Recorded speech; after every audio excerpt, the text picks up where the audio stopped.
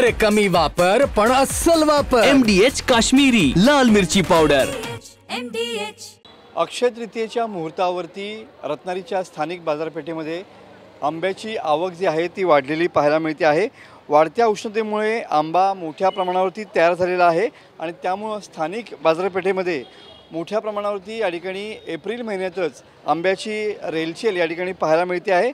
मोठ्या प्रमाणावर आंब्याची आवक अक्षय तृतीयेला होऊन देखील हापूसची चव सर्वसामान्य माणसाला या ठिकाणी महागच असणार आहे, कारण का जवळपास 500 ते 700 रुपये डझन एवढा हापूसचा सध्या दर हा स्थानिक बाजारामध्ये मिळताना पाहायला मिळतो आहे। आजच्या मुहूर्तावर आंबा खरेदीसाठी कोकणात त्या बाजारपेठेमध्ये या ठिकाणी जो कोकणी माणूस आहे तो या ठिकाणी दाखल झालेला पाहायला मिळतो आहे।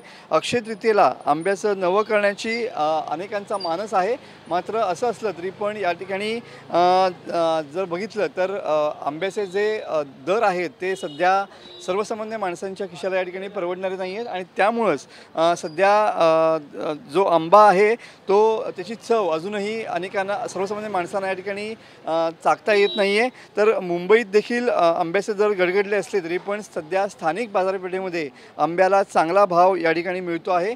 मात्र आजच्या अक्षय तृतीयेच्या मुहूर्तावरती रत्नागिरीच्या स्थानिक बाजारपेठेमध्ये मोठ्या प्रमाणावरती आंब्याची आवक ही झालेली पाहायला मिळते आहे।